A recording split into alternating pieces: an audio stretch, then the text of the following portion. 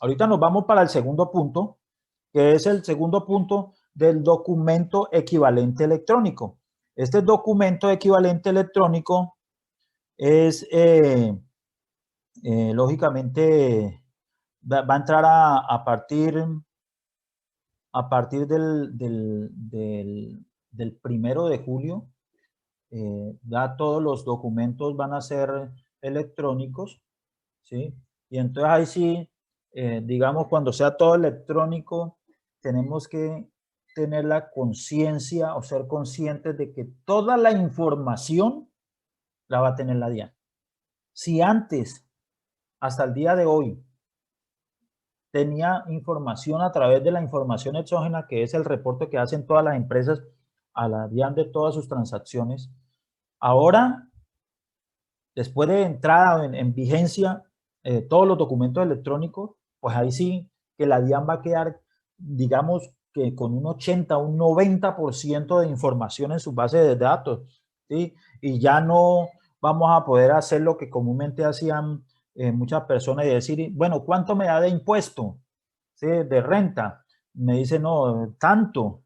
Y ese entonces dice, no, cuádreme eso, métame unos costos, ¿cierto? ¿Y para qué? Para bajar el impuesto. Ahora ya no, porque ahora toda la información queda ahí en la base de datos. Entonces, tenemos que comenzarnos a habituar porque en 2 años, porque esto no tiene efecto inmediato, 6 meses van a ser con documento electrónico, o sea que la mitad del año no va a tener información en línea la DIAN, pero la segunda mitad sí. Y a partir del otro año, ¿cierto? Del 2022, cuando ya todo el mundo está haciendo nómina electrónica, todo el mundo está haciendo documento equivalente, ahí sí la DIAN va a tener toda la información. Y entonces cuando le llegue, le toque a usted hacer su declaración de renta, prácticamente ellos ya le tienen lista de la declaración de renta porque tienen toda la información y entonces ya saben cuánto impuesto le va a dar a usted. Sí, entonces nos tocará pues en el 2023 que nos toque presentar la declaración, botar lágrimas de sangre, ¿cierto? Por ese impuesto tan berraco que nos dio, porque ahorita sí nos van a coger esa sí va a ser la verdadera vacuna, ¿cierto? Que nos van a dar y es con esos documentos electrónicos. No solamente para las personas naturales. Yo conozco muchas entidades que dicen, bueno, vamos a hacer la declaración de IVA. A ver, ¿cuánto dio? No, manejemos esto así o metamos compra. No, ahora ya no. Ahora con toda la parte electrónica, todas las empresas van a entrar en cintura.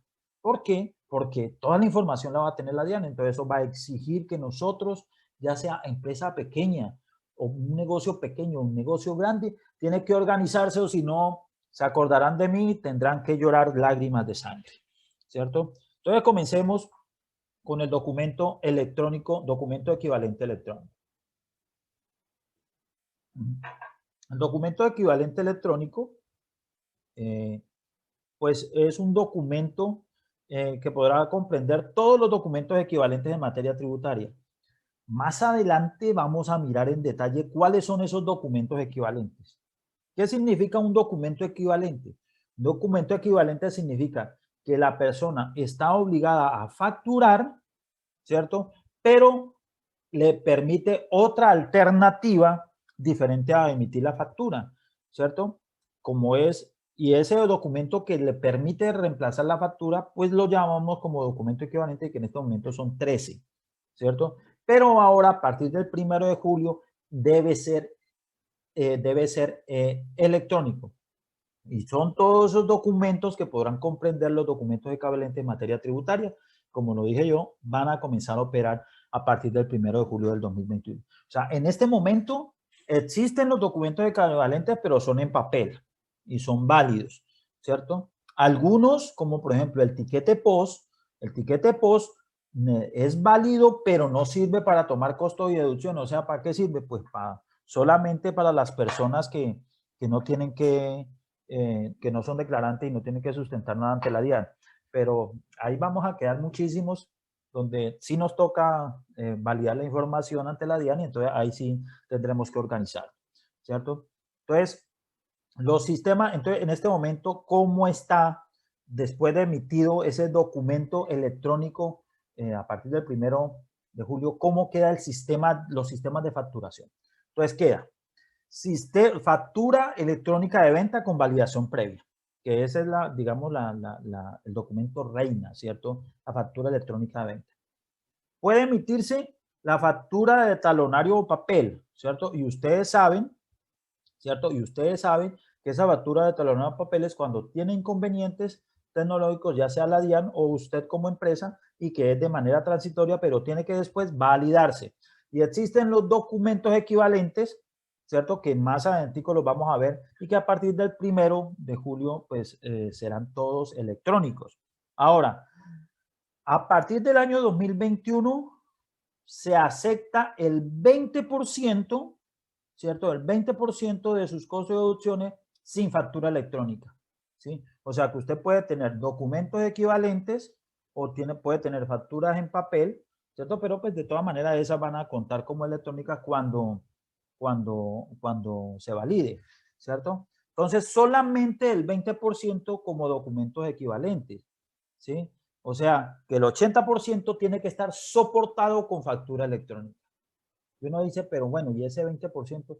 Acá en esto, para el año 2022 va a ser el 10%, ¿sí? O sea, sí se admite un porcentaje menor que no esté soportado con factura electrónica, ¿sí? En ese caso, hay que aprender, hay muchos inconvenientes para poder soportar esos gastos menores, ¿sí? ¿Cuáles son los gastos menores? Que, por ejemplo, tomamos un taxi. Ya miramos que la parte del servicio urbano no está obligado a facturar, ¿sí? Entonces, como no está obligado a facturar, pues entonces, ¿cómo soportar ese tipo de gastos? Entonces, ya lo vamos a mirar cómo debemos soportarlo, ¿sí? Y solamente nos acepta el 20% de esos gastos. Que fuimos de pronto, tenemos un equipo de vendedores y los vendedores tienen que coger carretera o los que entregan mercancía y cogen carretera y el carro repartidor se pinchó, ¿cierto? Y llegamos a un montallantas el que nos encontramos en la carretera y qué cuento de factura electrónica. Si usted le pide factura electrónica, muy seguramente le saquen machete, ¿cierto? No, sí, entonces, o también por control. Entonces, vamos a mirar cómo nosotros nos tenemos que poner en el cuento de poder, porque solamente nos exigen, nos van a aceptar ese tipo de aceptación de costos de deducciones solamente el 20%, ¿cierto? Entonces, aquí la tarea es que nosotros en nuestras entidades, ¿qué tenemos que hacer? Exigir la factura electrónica. ¿A quiénes?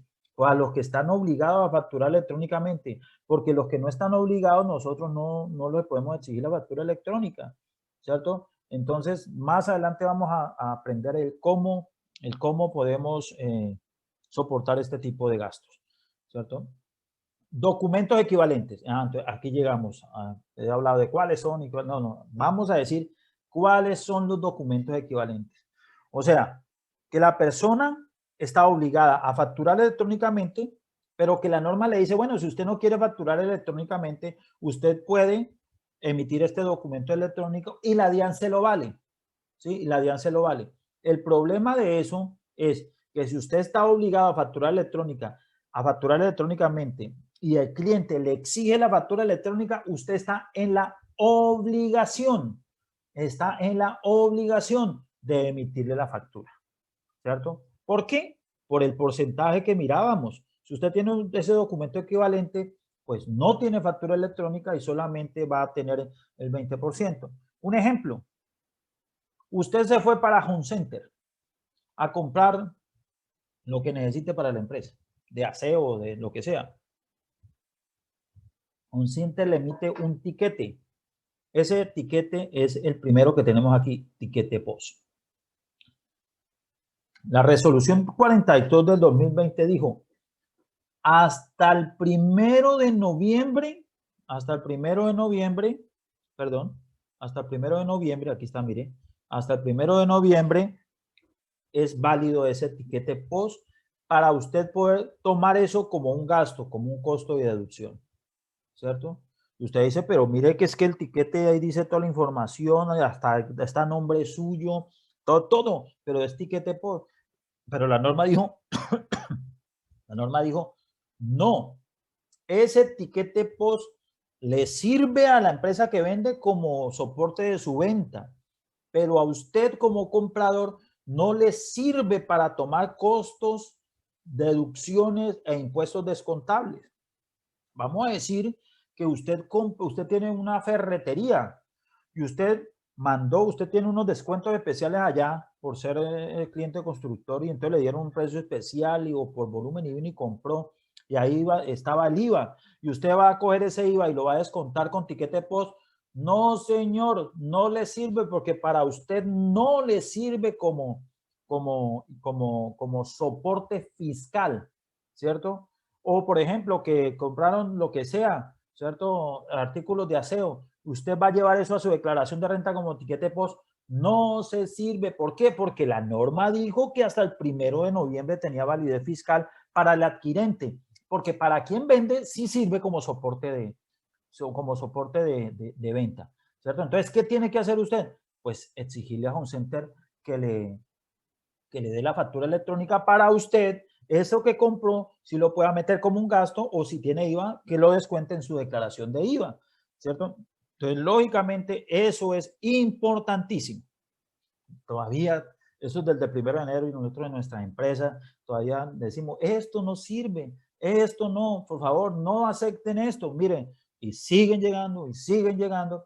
Y entonces, ¿cuál es la incidencia? Que eso no nos valen como gasto. Si no nos valen como gasto, se nos aumenta la utilidad y si nos aumenta la utilidad, pues lógicamente vamos a pagar más impuestos. ¿Sí? Tiquete post, pero es un documento equivalente que todavía vale para el vendedor, más no para el comprador.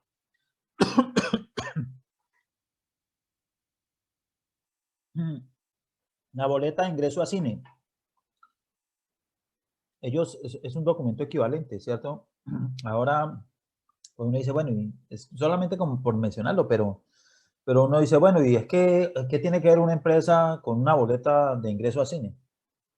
Las empresas tienen que cumplir, las que tienen más de 15 empleados, tienen que cumplir con unos programas de bienestar del empleado, ¿cierto? Entonces, dentro de esos programas de bienestar los pueden llevar a cine, a la familia. Entonces, ahí sí tendríamos que mirar. Entonces, el único que no sirve como válido es el tiquete post, pero los demás documentos equivalentes sí tienen validez. Entonces, la boleta de ingreso a cine, el tiquete de transporte de pasajeros, el extracto para las entidades del sector financiero, el documento de juegos localizados de azar, o sea, usted compró la lotería, el tiquete de peaje, el documento de operación de la bolsa de valores, los documentos expedidos de los servicios públicos domiciliarios. Aquí hay algo importante, ¿cierto? Una empresa de servicios públicos en este momento está obligada a facturar, ¿sí? Pero usted puede dar un documento equivalente, ¿cierto? Diferente a la factura, ¿sí? Y ese documento equivalente, ¿cierto? ¿Cómo lo puede llamar? Recibo de factura, recibo de agua o como lo quiera llamar. Ese documento equivalente estaría vigente, el físico estaría vigente hasta el 30 de junio, ¿sí? Y es válido, ¿sí? Pero si usted le pone factura de venta, ¿sí? Usted le llega a la factura de venta, entonces no es válido porque sería una factura de papel y esa factura de papel, la única manera de emitirlo es porque usted tiene inconvenientes tecnológicos, ¿sí? Tiene usted inconvenientes tecnológicos. La norma no habla de cuánto tiempo puede tener usted un inconveniente tecnológico. Pero si en este momento se nos venció, como en octubre, se le venció a los de servicios públicos, noviembre, diciembre, enero, febrero, 4 meses para superar los inconvenientes tecnológicos, pues no. Y entonces, si esa factura no se sube a la nube, se valida previamente, entonces ya lo miramos, no tendría validez fiscal, ¿sí? Y entonces, en las empresas donde no le están emitiendo esa factura electrónica, ¿sí? Factura electrónica, pues en este momento, hasta el 30 de junio, ese recibo de agua o ese recibo que le está llegando sería valedero, pero a partir del 1 de julio ya tiene que ser electrónico, tanto este documento equivalente electrónico o tanto la factura electrónica. Entonces, a partir del 1 de julio, ¿sí? El que no le llegue el servicio público con factura electrónica o documento equivalente electrónico, usted no lo va a poder meter a la contabilidad. Entonces, a las empresas de servicios públicos a ponerse las pilas porque van a tener un problema grande, ¿cierto? Y es que hay que cumplir con el sistema de factura electrónica. En la boleta de ingreso a los espectáculos públicos, y aquí hay lo que estamos hablando ahora, que es el documento equivalente electrónico, que son todos estos documentos que acabamos de mirar y que tienen validez hasta el 30 de junio, a excepción del tiquete post, porque el tiquete post no tiene validez desde el 1 de noviembre del año pasado. Listo. Ahora vamos con otro documento, que este también es importantísimo, y es el documento soporte en adquisiciones efectuadas con los sujetos no obligados a facturar, ¿sí? Con los sujetos no obligados a facturar. Entonces, nosotros en todo este escenario de facturas nos encontramos con personas obligadas a facturar o con personas no obligadas a facturar. ¿Yo cómo sé si la persona está obligada o no a facturar? ¿Sí? Pues sencillo. RUT. Nosotros tenemos que exigirle un RUT con fecha reciente, porque una cosa es tener el RUT actualizado y tener un RUT con fecha reciente. Eso lo vamos a tocar en nuestra capacitación y creo que en las horas de la tarde nos toca ese tema de actualización del RUT, porque son conceptos que no conocemos muy bien, que son muy sencillos, pero que a veces nos quedan como enredados, ¿cierto? Entonces, nosotros tenemos que exigir un RUT con fecha reciente, ¿sí? ¿Por qué? Porque la persona tiene la responsabilidad de tener actualizado su RUT. Y si la persona está obligada a facturar, entonces usted en el RUT tiene que decir obligado a facturar electrónicamente. Y esa persona, la única manera de soportar costos y deducciones es con factura electrónica. A estos son los que tenemos que decir que son los que tenemos que exigir factura electrónica. Pero hay unas personas que no están obligados a facturar electrónicamente. ¿Nosotros cómo nos damos cuenta? Nosotros nos damos cuenta es con el RUT, ¿sí? Pero si la persona no se ha dado cuenta, no se ha percatado que está obligado a facturar porque no tenía toda esa información que ya les di a ustedes, ¿cierto? Ahorita sí ya todo el mundo tiene que hacer todo este ejercicio para saber si está obligado o no a facturar. Entonces, ¿cómo yo demuestro?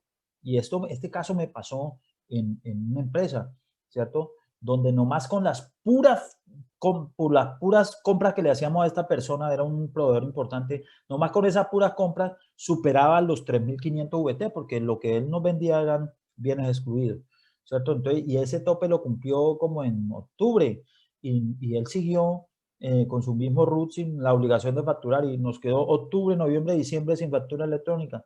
Cuando nos dimos cuenta, le dije, señor, usted está obligado a facturar, pero fue porque nosotros nos dimos cuenta, ¿cierto? Pero la obligación era de él, haberse dado cuenta de esa situación, pero el error de él nos puede meter a nosotros en un chicharrón bien difícil.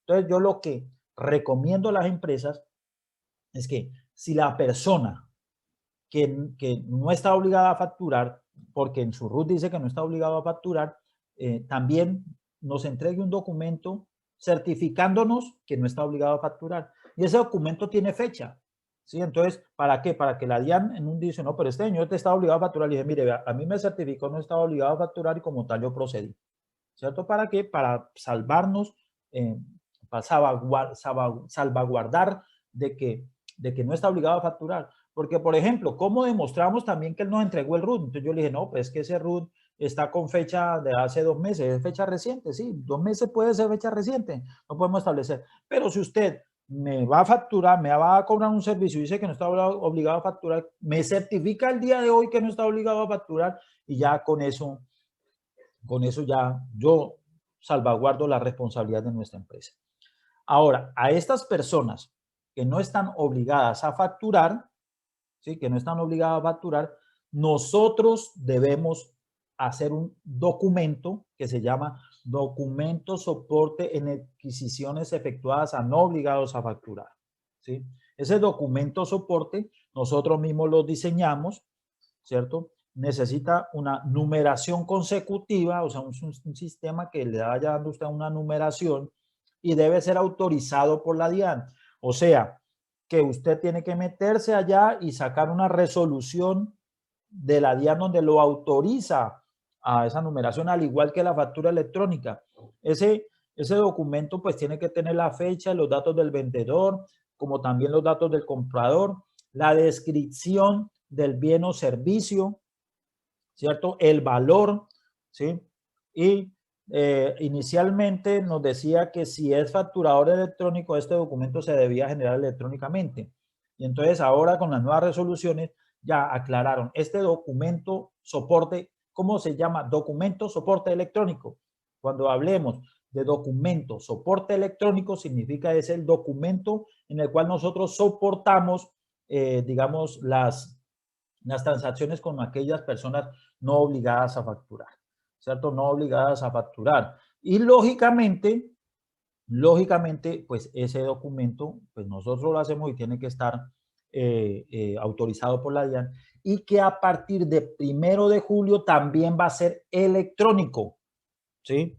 Entonces, tenemos, hasta ahí hemos visto factura electrónica, documento equivalente electrónico, y ahorita estamos hablando de un documento soporte electrónico, y este documento soporte electrónico es para los no obligados a facturar y que a partir del 1 de julio todos estos documentos deben ser electrónicos. ¿Qué incidencia tiene? Este documento soporte electrónico sí tiene mucha incidencia, ¿sí? ¿Por qué? Porque, por ejemplo, una empresa, ya la gran mayoría de empresas, me imagino que ya tienen su documento soporte electrónico, ¿sí? Entonces, para poder soportar ante la DIAN costos y deducciones, tienen que tener el documento soporte, ¿sí? Pero una persona natural, vamos a hablar de mi caso, ¿sí? Yo soy estrato 2, no responsable de IVA, ¿cierto? Declarante de renta, sí, claro, me toca declarar renta por mis ingresos. Y yo tengo derecho a unos costos y deducciones. Cuando hago mi declaración de renta, meto costos que son aquellos servicios o bienes ligados directamente para la prestación de servicio, ¿sí? ¿Cuáles son esos costos? ¿Sí? Por ejemplo, yo tengo un asistente que me imagino que mi asistente estará ahí aquí en primera línea viendo esta conferencia, ¿cierto? Ese asistente es no responsable, él me presta unos servicios como no responsable de facturar, porque es no responsable de IVA. Entonces, yo, frente a la DIAN, ¿cómo soporto ese costo? Pues tengo que hacerle este documento soporte en adquisiciones, ¿cierto? Y ese documento soporte tiene que estar autorizado, ¿sí? Por la DIAN, ¿sí? Y a partir del 1 de julio, este 1 de julio, ese documento tiene que ser electrónico, ¿sí? Entonces, si tiene que ser electrónico, entonces, lógicamente, yo tengo que ponerme las pilas. Entonces, más adelante vamos a mirar a ver cómo voy a operar yo si realmente tengo que hacer electrónico o no tengo que hacer electrónico, ¿sí? Si es electrónico, no estoy obligado a facturar, pero estaría obligado a omitir ese documento electrónico, ¿sí? Si no lo tengo electrónico, entonces significaría de que la DIAN no va a tener conocimiento de ese costo y entonces yo no lo podría meter, ¿sí? Entonces, fíjense, aquí vienen unas incidencias grandes, ¿sí? Hay una incidencia grande, ¿sí? Entonces, aquí pasa lo mismo. Yo, por ejemplo, me voy carretera para mi pueblo, que es Altamira, yo trabajo con el municipio de Altamira, ¿sí? Y entonces me tengo que desplazar y gasto combustible y tengo que soportar eso, y esos son costos de la prestación de servicio, ¿sí? Son costos inherentes a la prestación. Y me encuentro con muchos que no están obligados a facturar. Entonces, ¿cómo yo debo soportar eso? Tengo que tener un RUT, ¿cierto? Tengo que pedirle el RUT y tendría que hacer el documento soporte como mínimo para poder soportar el costo ante la DIAN, ¿cierto? Entonces, eso hay que tenerlo claro, ¿cierto? Y toda esa incidencia económica que tenemos frente a toda esa situación. Me salió un médico en estos días que está obligado a facturar electrónicamente, que tiene unos arrendamientos, ¿sí? Entonces, los costos de ese arrendamiento, ¿cómo los tiene que hacer? Pues con factura electrónica. Si no tiene factura electrónica, a los no obligados a facturar, pues tendrá que hacer este documento soporte y que a partir del 1 de julio será electrónico. Listo. Entonces, hasta ahí el sistema de facturación electrónica necesitaría autorización electrónica. La factura electrónica de venta necesita autorización. La factura de talonario papel, que recuerden, es única y exclusivamente cuando tengo problemas, inconvenientes tecnológicos, necesita facturación.